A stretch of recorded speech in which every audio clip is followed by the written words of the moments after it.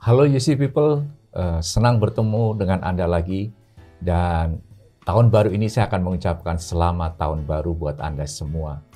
Kita akan memulai kembali tentang TLIC Talk di tahun 2025 ini dan untuk edisi kali ini kita akan mengangkat tentang mengapa perlu belajar di S2.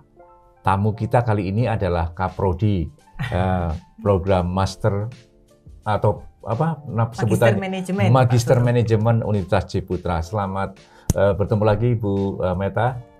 Selamat tahun baru Pak Sono. Selamat tahun baru bertemu juga. lagi di tahun baru, semangat baru Pak Sono. Ya, sekali lagi Bu Meta adalah Kaprodi untuk program Magister Manajemen Universitas Ciputra. Bu Meta, saya mau tanya nih sebagai Kaprodi. Sekarang kan berkembang AI sangat pesat. Iya, betul sehingga sekali. Seseorang bisa mendapat pengetahuan dengan mudah, mengakses pengetahuan bisa mudah, sehingga belajar itu gratis di sekarang. Nah, betul itu Pak Sono. Pertanyaan saya gini, gimana Pak? Mengapa S2 itu masih penting gitu? Oke, dibandinginnya sekarang sama AI ya Pak ya, soalnya ya Pak ya, betul. Nah, sebenarnya Pak Sono, kalau kita mau identifikasi, kemudian kita mau analisis lebih dalam, AI itu memang sekarang kan sangat mudah sekali diakses ya Pak Sono ya, ada yang berbayar, ada yang bahkan yang tidak berbayar pun juga sangat luas terbuka seperti itu. Nah, tetapi pengetahuan yang disediakan oleh AI tersebut Pak Sono adalah pengetahuan yang sifatnya itu sudah jadi. Kita tidak bisa lihat prosesnya. Kemudian beberapa poin yang penting kalau dalam sisi pembelajaran menurut saya itu adalah how we think, how we approach. Nah, bagaimana pola pikir dari mahasiswa yang kami bentuk begitu, itu menjadi hal yang matters Pak Sono. Oke. Tapi kalau pakai AI kan mahasiswa misalnya pembelajar gitulah kita bilang, kalau sama AI masa mahasiswa ya Pak ya pembelajar gitu ya misalnya bertanya ke AI langsung diberikan jawaban yang sudah jadi Pak Sono. Jadi mereka tidak tahu proses mengapa bisa jadi jawaban tersebut. Why-nya itu juga tidak dapat kalau menurut saya ya Pak Sono. Oke, jadi sebetulnya bukan karena pengetahuan itu sendiri ya, tetapi lebih how to construct the knowledge-nya itu yang menjadi penting ya. Agree Pak Sono, setuju. Oke. Bagaimana mengkonstruksi suatu teori, konsep melalui proses pembelajaran itu menjadikan berkuliah di S2 itu menjadi matters dan penting untuk saat ini Pak Sono. Walaupun memang ilmu pengetahuan bisa didapatkan dari AI itu tadi ya Pak, tapi how we construct-nya tidak akan bisa didapatkan dari AI. Oke. Ya Pak. Kalau begitu Bu, kira-kira apa sih sebetulnya keunikan program S2 di Universitas Ciputra ini? Oke Pak Sono.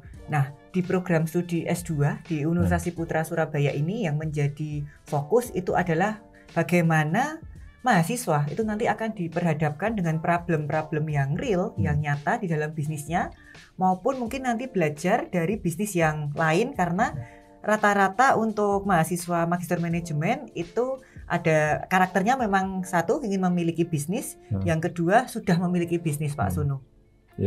Concernnya memang kita membangun vibes, environment untuk memahami proses mendirikan bisnis melalui venture creation, kemudian scaling up their business melalui scale up bisnis juga Pak Sono.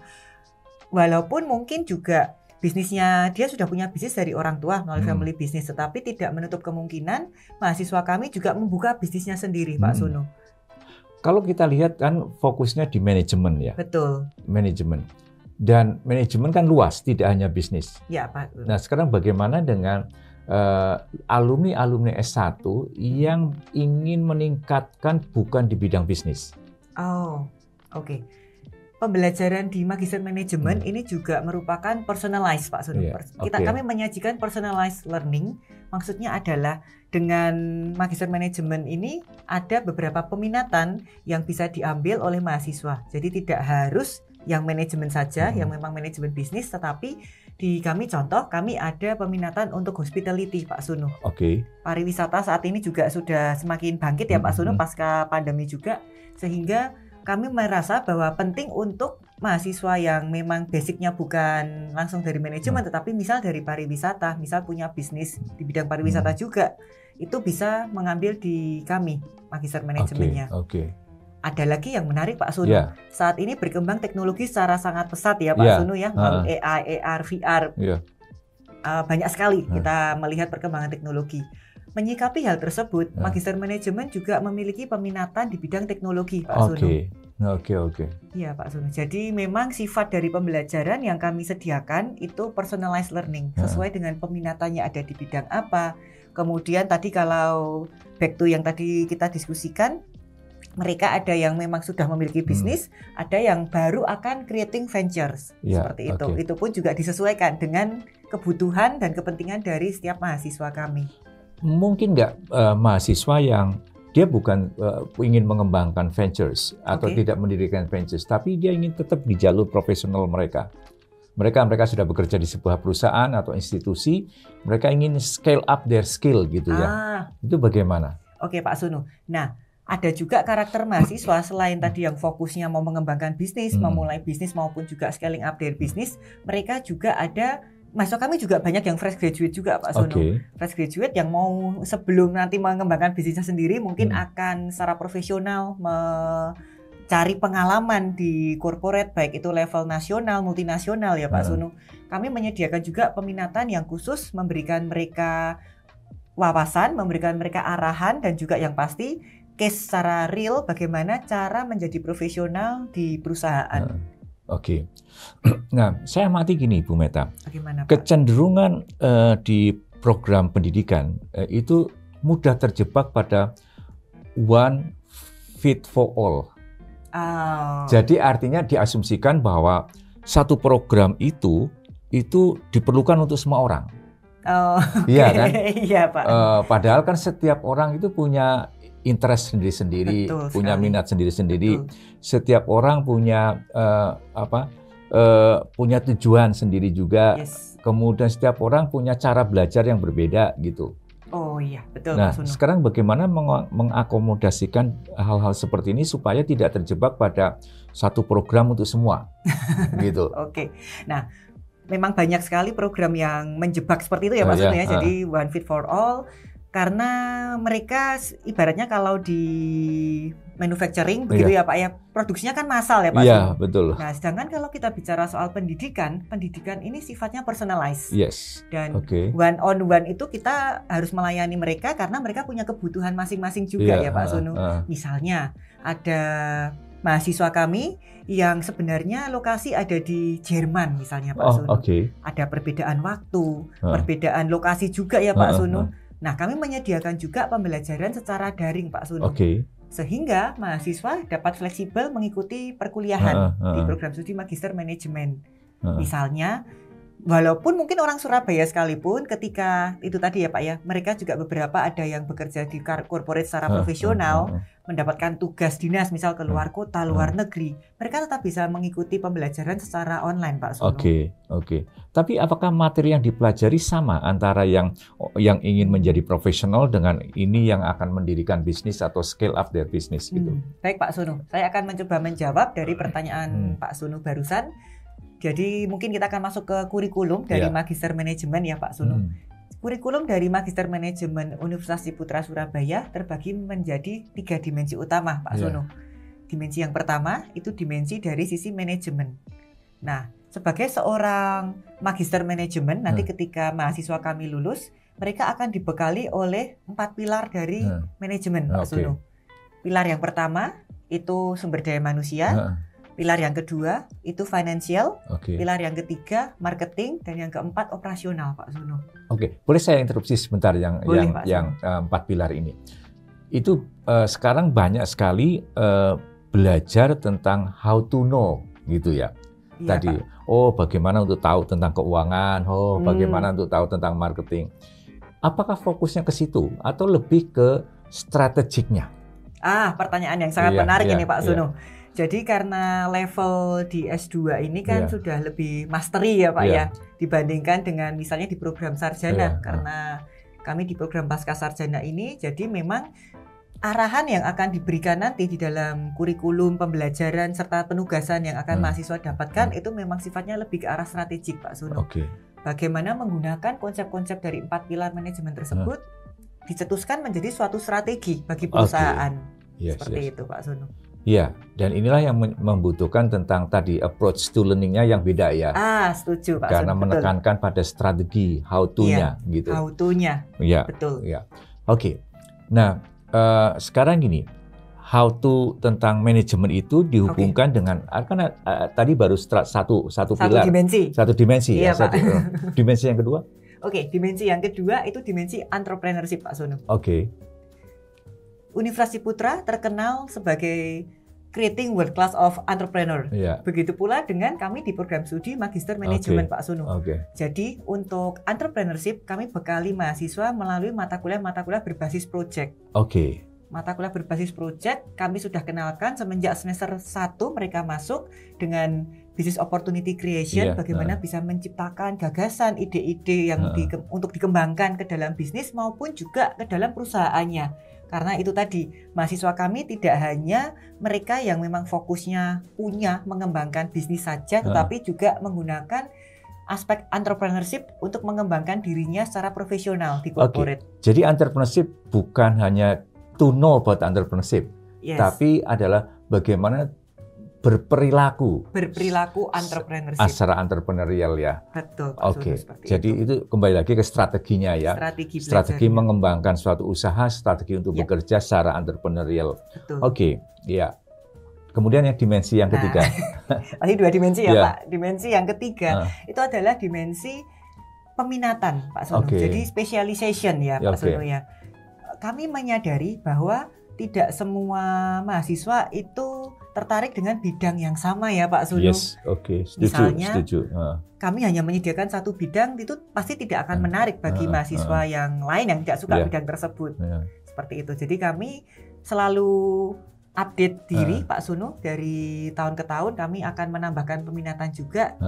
Sampai saat ini Pak Sunu, kami di tahun 2025 ini kami ada 9 peminatan Pak Sunu. Banyak sekali juga ya. satu program studi tapi dengan 9 peminatan. Dengan 9 peminatan, betul. Apa kelebihan dari banyaknya peminatan ini? Kelebihan dari banyaknya peminatan itu pasti juga antar mahasiswa itu akan bisa lebih luas lagi kan ya Pak ya jejaringnya. Misalnya seperti ini Pak Sunu. Ada mahasiswa yang dari family business. Kemudian dari family business ini mereka punya bisnis di bidang perhotelan, seperti itu ya misalnya ya Pak ya. Kemudian dia ingin mengembangkan bisnisnya ke hotel, awalnya mungkin baru satu hotel. Kemudian dia ingin membuat jaringan hotel di beberapa kota di Indonesia.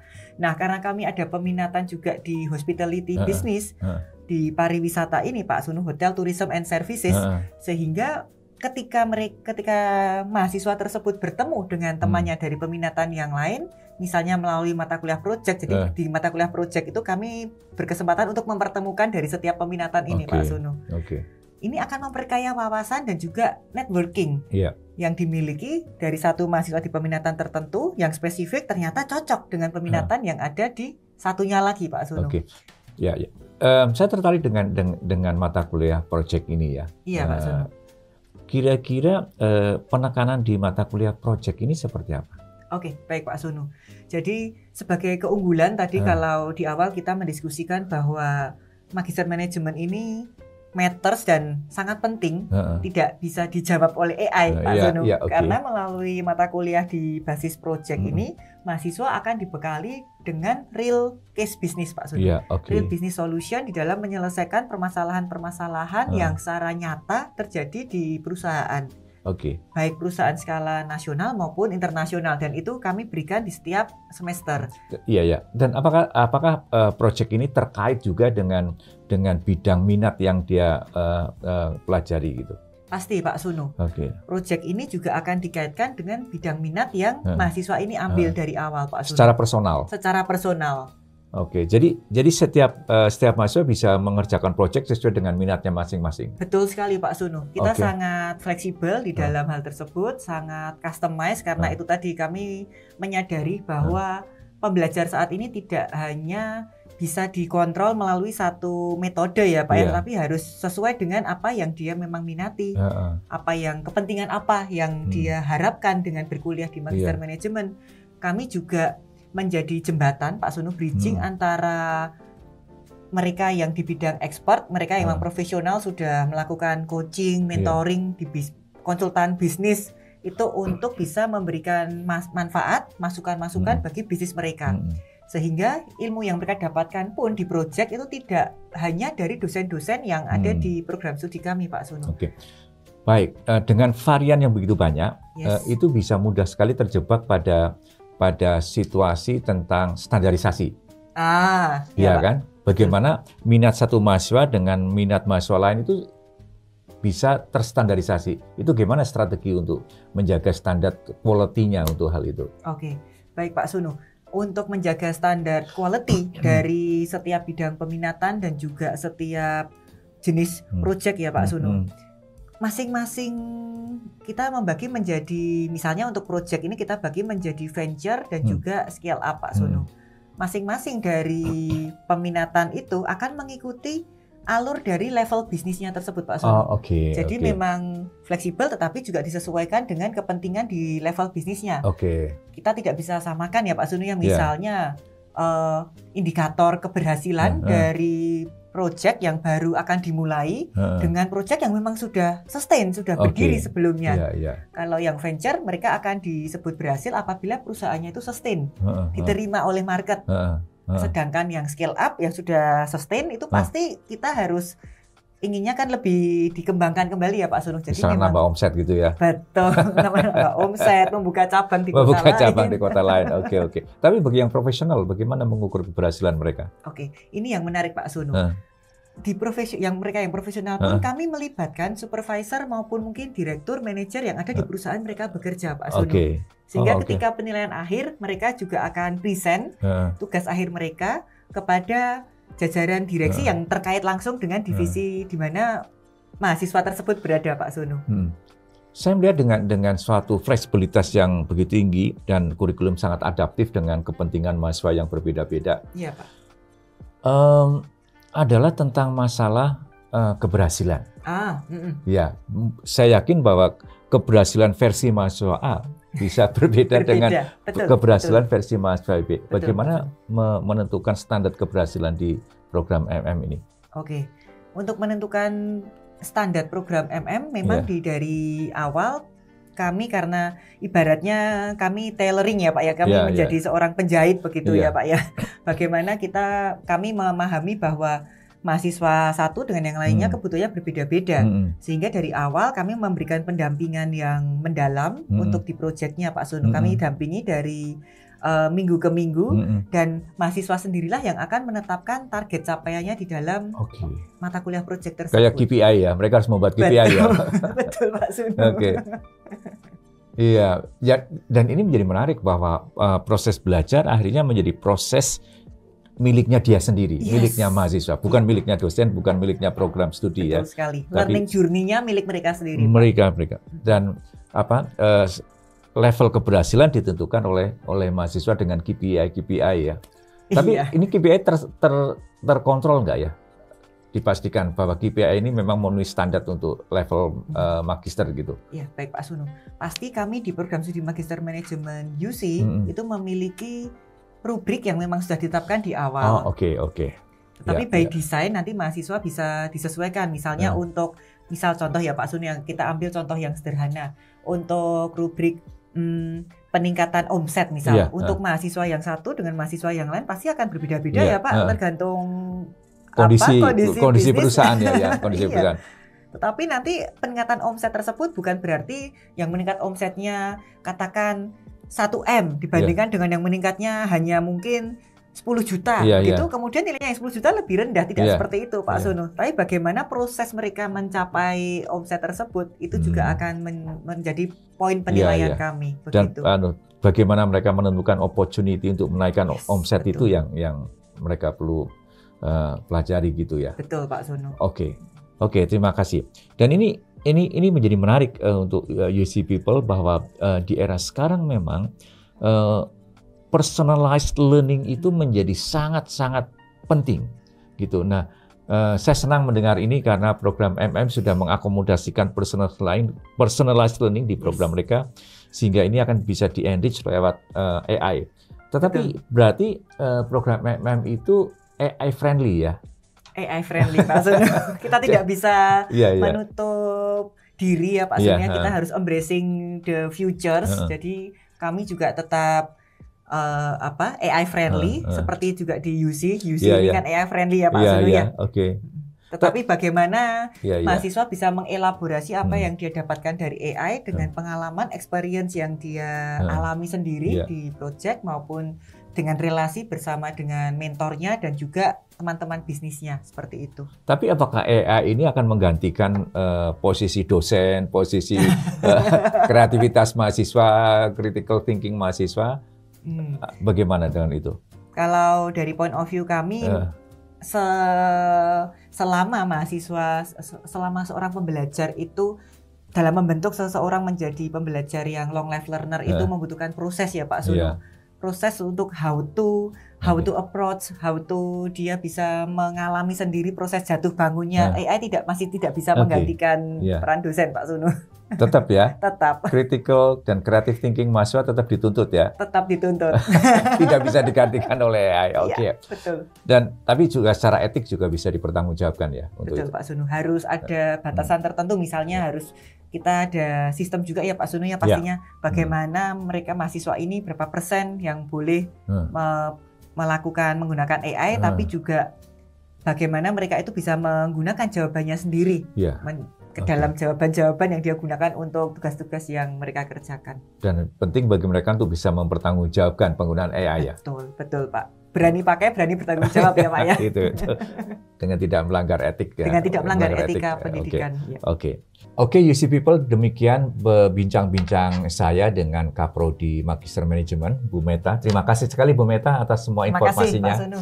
Dan jangan ragu lagi untuk bahwa kita terus harus belajar, entah itu belajar secara formal maupun informal. Tapi dari sini saya belajar bahwa Magister Manajemen akan memfasilitasi Anda untuk mengembangkan potensi Anda dan juga untuk terus bertumbuh dan berkembang dengan bisnis Anda maupun Anda sebagai seorang profesional di bidang apapun. Sampai bertemu di program S2 atau Magister Manajemen UC.